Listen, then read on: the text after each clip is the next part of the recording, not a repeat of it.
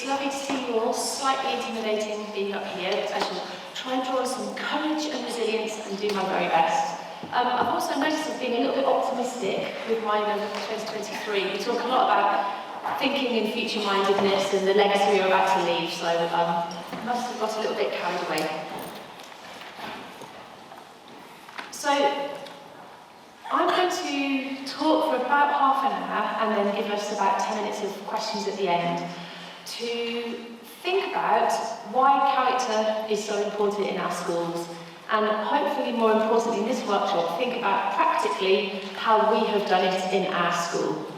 I think it's really important to have a bit of context for our school. We have many things that make us quite different, but fundamentally at our core, we are a normal, if there is such a thing, in school.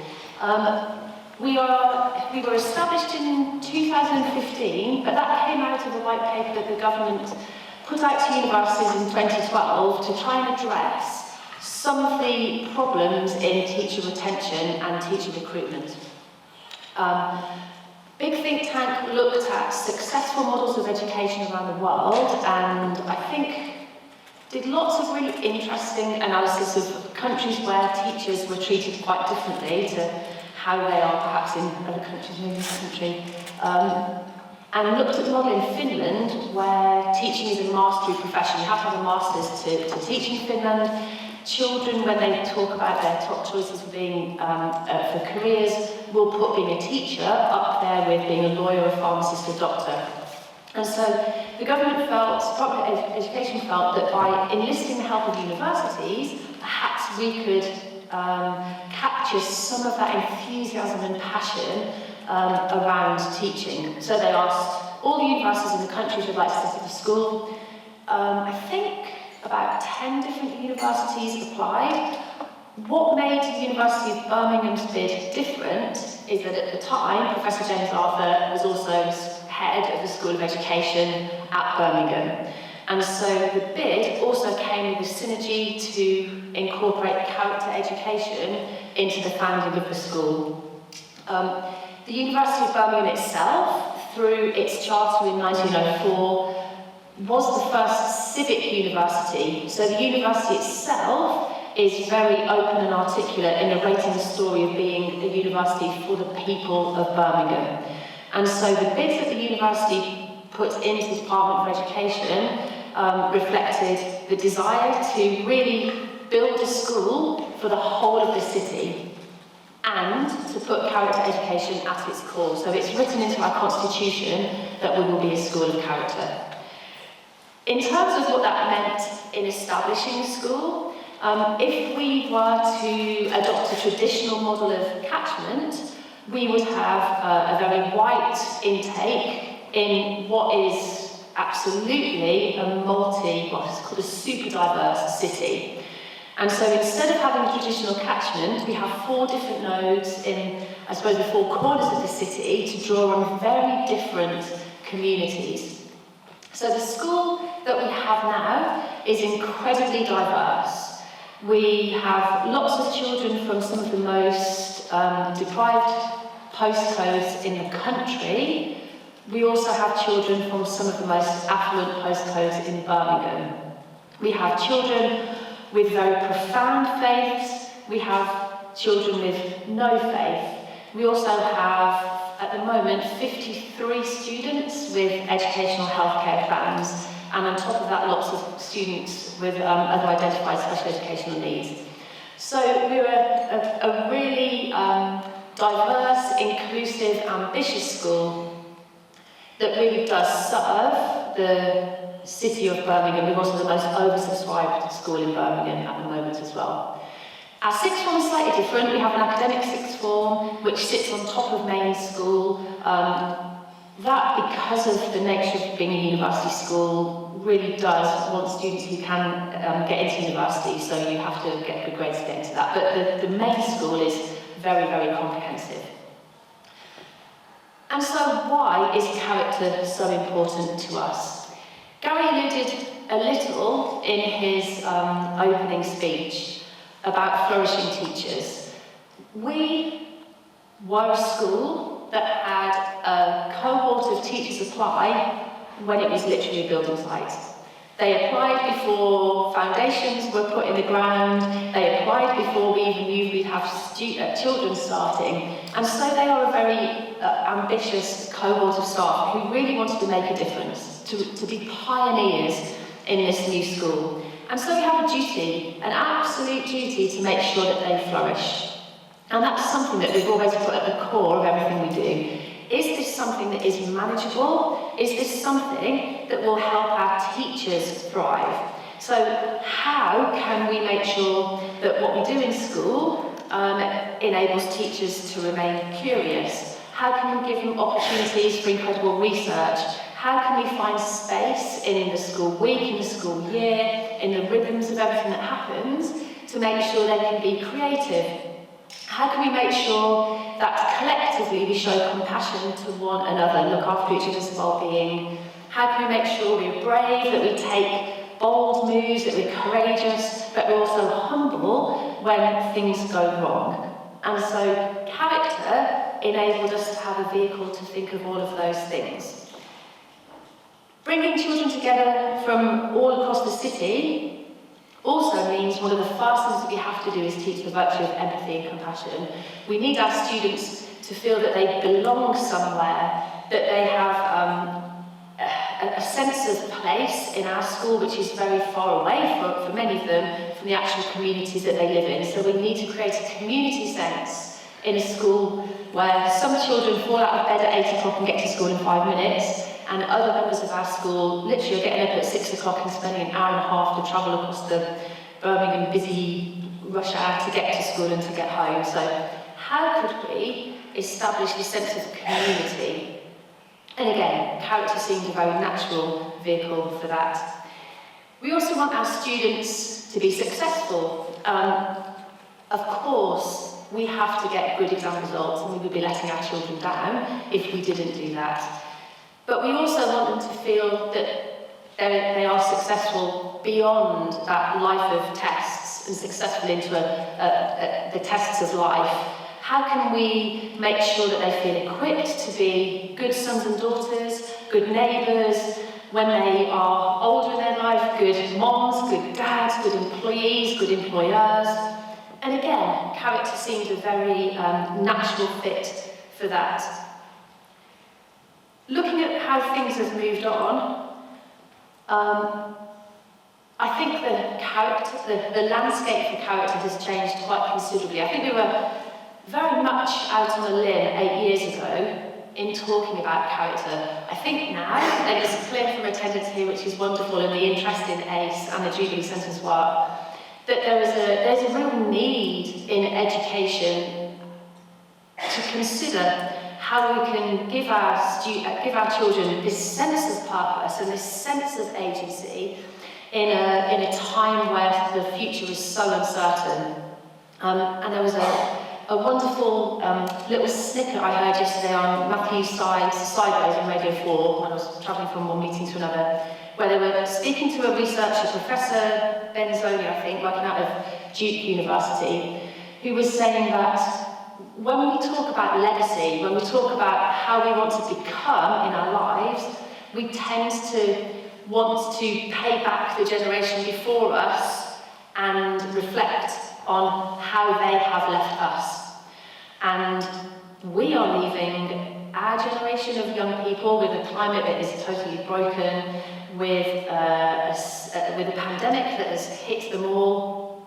And so she was saying that research at the moment suggests that they're angry and they don't really feel that they have a future to give back. And so what she did was ask them to narrate for between 5 and 7 minutes their legacy. What do they want to leave behind? What behaviours do they want to be remembered for? How do they want their friends and their family to think about them in the future? And that simple act of projecting themselves into a positive future, having agency over that, having a sense of self-determination over that, meant every single one of them began to see the future more positively. So again, in a world where we don't know what climate is going to be like, where we know that things are going to change so dramatically, I feel we have a sense of moral purpose that we enable students to feel their place in the future and to respond to that with optimism and with hope. So all of those things pulled together to help us create a curriculum for character. In terms of how we do this, again, we've had 8 years now of really reflecting deeply on what's worked, what hasn't. And things that might have worked pre-pandemic didn't work through the pandemic, and we've now had to revisit after the pandemic, trying to embed character when your children aren't in front of you, and when teachers who are so important in this journey are on the end of a Zoom call, meant we really had a lot of catching up to do. We also had 2 years of staff joining with perhaps a very different way of induction in staff CPD. So we're constantly thinking, how do we make sure we keep this and build it into our school? So the first question we ask at the start of every year to all staff, not just the teachers, is who do we want our children to become? What sort of child do we want to be leaving the University of Birmingham School in 7 years' time? And it's a really, really poignant question, because normally CPD in schools I've worked in the past starts with, these are your exam results, they're great, they're not great. So it helps us hone in on the purpose of education. Who do we want our children to become? And these are some of the answers that we get from staff. I imagine, even if you haven't ever embarked on a character journey, that these are the same things that staff will say, because it's the things that we all want for our children. We want them to be kind and caring. I better not say who it was, said that he's of an age where he's going to be retiring soon, and when he gets into his care home, he wants our children, who are carers, to be compassionate and to show empathy and to be kind to him. We want them to be successful learners, but we also want them to be good citizens, to be wise and informed with a sense of self. So we always start with this question, who do we want our children to become? And that helps us then think, how are we going to do this? We always tell staff, as James mentioned before, that we know character is educable, that we all have traits. We call our character traits virtues because we align to the Jubilee Centre, but there are schools that will call them traits or values or virtues. I think that's purely semantics. I don't think it makes any difference at all to the programme that we deliver.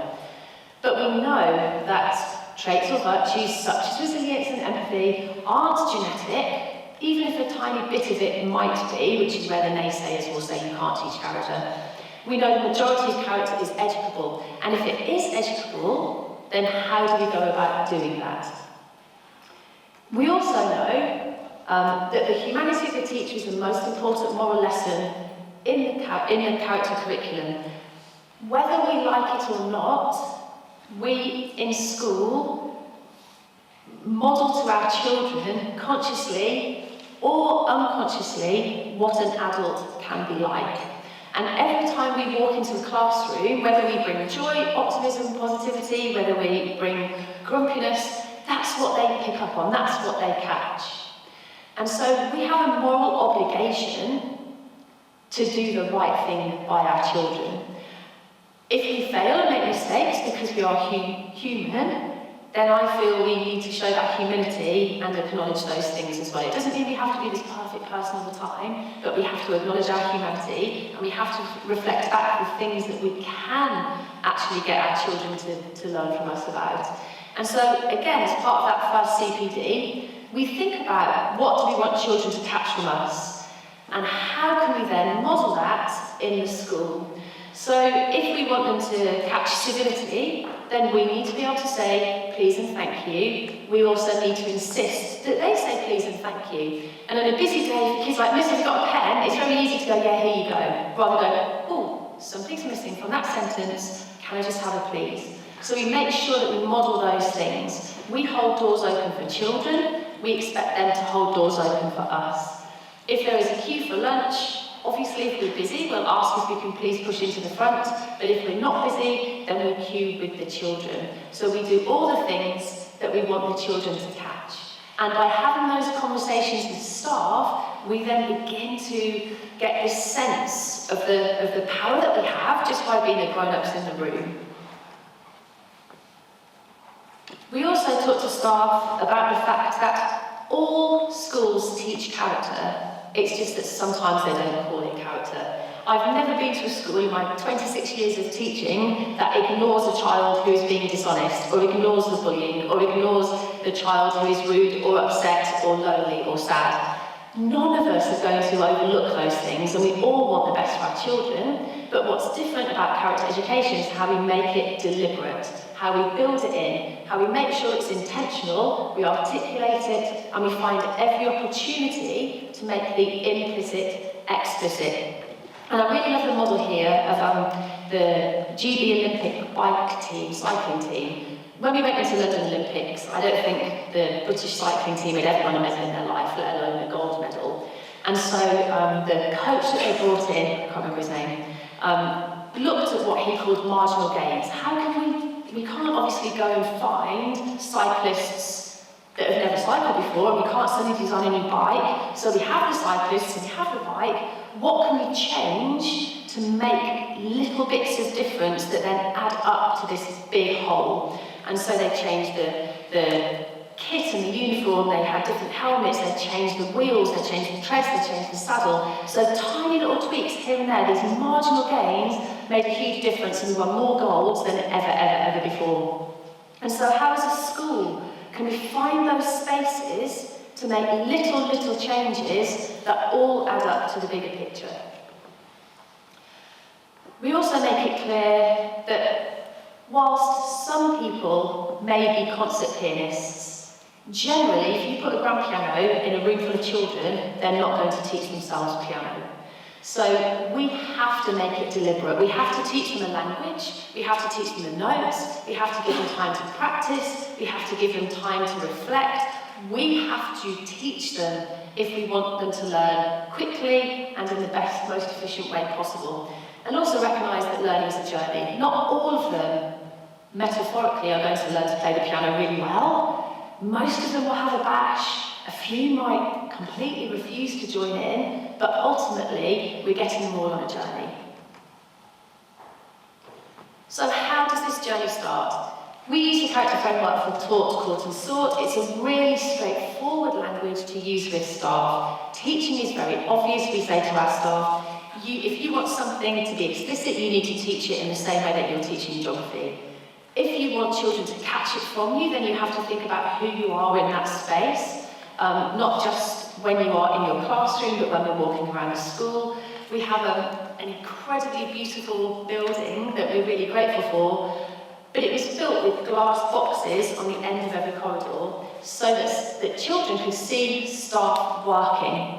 Because in schools that I'd worked in previously, the staff room was this dark room at the end of a very long corridor, and you had to pluck up an awful lot of courage actually and show them a huge amount of courage to go and knock on the door and get a grumpy teacher going, "What's wrong?" So our work bases are all at the end, they're all glass, children see what we're doing all the time. And we also have to provide opportunities for sought character. I'll talk in a little bit about our enrichment programme, but it doesn't have to be a specific enrichment programme, it's just building those opportunities for leadership, for social action, for extracurricular, and thinking, where could a student be doing this? Where can we find those opportunities for our kids to really seek out opportunities? So the taught model is predicated on the idea that before we can talk about character, we have to have a vocabulary to talk about character. So we explicitly in Year 7, and then we visit this over the years and start again in Year 12 because we have so many students joining. We choose some of the core virtues that we need them to embody and to live straight away. So we'll talk about empathy, we'll introduce the language of compassion, we'll talk about critical thinking. We're beginning a lot more now to think about phronesis and how those wise choices require lots of different virtues pulling together. So we'll literally give them the vocabulary. We then, in lessons, we have one lesson a week where we do this, talk about virtue and knowledge. So we've learned the word empathy, we know how to spell it. Where do we see empathy? Where is empathy shown in our family or not shown? Where have we seen it and felt it in our classroom? Where do we see it in the wider world? Where, maybe now, would you see it on the football pitch? And try and contextualise things so it becomes relevant to them. We then set them little tasks where they practice it, and in the next lesson they'll reflect on, oh, actually, I understood, my mum was a bit tired, and normally I'd be a bit annoyed with her, but I understood that she was working really hard and she'd had a miserable day, so I showed empathy in this. And how did that happen? How did that go? Well, we just got on, we didn't argue with each other. So we talk about virtual practice, virtual reflection, so that eventually all of these just become habits of what we do. I think I disagree a little with James, who said that we can't force children to be good, and obviously in a meta picture we can't force them to be good, but we can, as far as possible, force them to do the habits that we want them to practice and habituate. So we can ask them to say please and thank you, we can tell them that we want them to be kind, we can pull them up and narrate that when they're not. So this is the model for the taught lessons. Within those lessons, we use some of the devices that the new Jubilee Centre research has shown work. So we have lots of moral dilemmas, which are really, really useful in classrooms because they enable you to see both sides of a situation.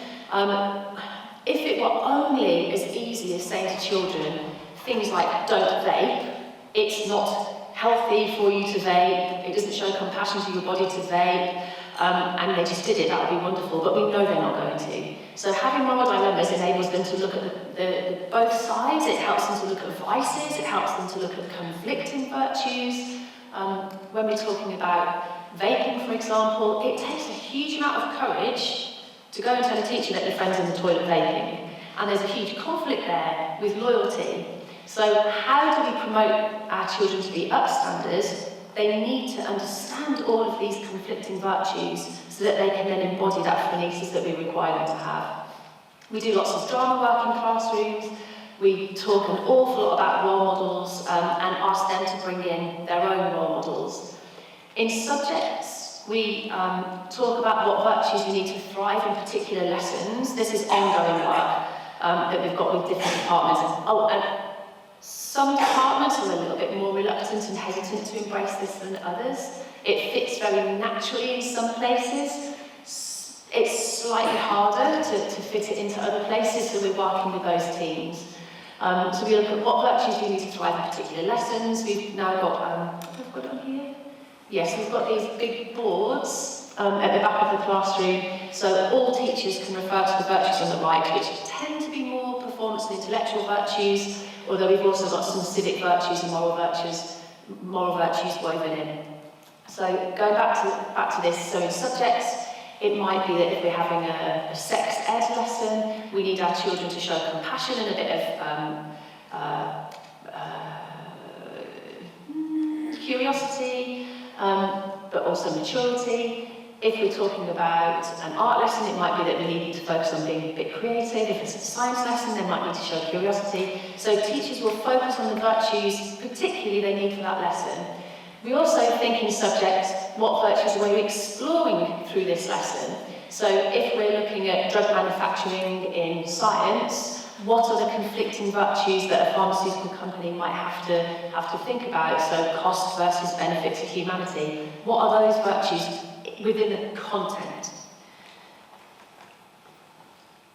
When we're talking about making the implicit explicit, I think that's the same one. I might have just added that little slide there. Okay, so how we then do that outside of subject lessons means that in every opportunity we narrate this story.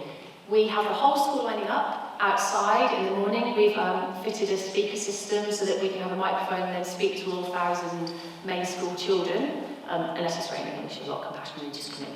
But if it's cold, sunny, as long as it's not a foot of snow or rain, we will speak to the children every morning, and all the members of the senior leadership team will narrate something around character that we want them to show during that day. In assemblies, they are all virtue focused. The themes can be wildly different, but we'll see them through a character lens. We reinforce it through the reward system, so we have red stamps if children are not showing good character, but we have green stamps for character, and those virtues are made explicit in the reward system. We have Friday celebrations where all children nominate someone in their class that has shown good character, and they then have to narrate which examples of virtues those children have shown. And we have a yearly celebration of character and excellence, so it's embedded throughout the reward system as well. Character calls, we've already talked about staff induction and how we get staff to really reflect on the role modelling they need to do in order to be a role model, and maximise the use of role models and student-led activities across the school. I'm just very conscious of time, so I want to just talk about character sort. So the other key thing that we have is a real focus on opportunities for character sort and enrichment. On a Friday afternoon, lessons stop, and we have 2 hours of either projects or electives. In Key Stage 3, we think of things that we want the children to practice, so it might be a thank you cafe project where children cook biscuits and then take them home and hand them over to parents or families and say thank you very much for looking after me. All of these things are built into the homeworks, and at the end of that project, families get invited back in and children say thank you for looking after them. Higher up the school, we have electives where staff get to offer something that they're passionate about, that they want to share. It could be something linked to subjects, so our physics teacher is working with the university on a project to create a heat pump. It could be completely divorced from your subject, and our head of maths is teaching knitting. So this enables children to see that we're humans, have those chances for relationships, to really help them see that as grown-ups we flourish by doing things outside of school as well, things that are important to us. We have a really rich extracurricular programme before and after school. We stop lessons for a week in July, and we have a challenge week where students have to put themselves absolutely out of their comfort zone. Everyone in Year 9, everyone in Year 9 does Duke of Edinburgh. That's built into curriculum time, into form tutor time, and then the expeditions go through challenge week. So really inclusive and ambitious for everybody, and holding in mind the 57 students with EHCPs as well to make sure that they are also part of everything. So, finally, I think lessons that we've learned. We have to be absolutely stubbornly optimistic for our children.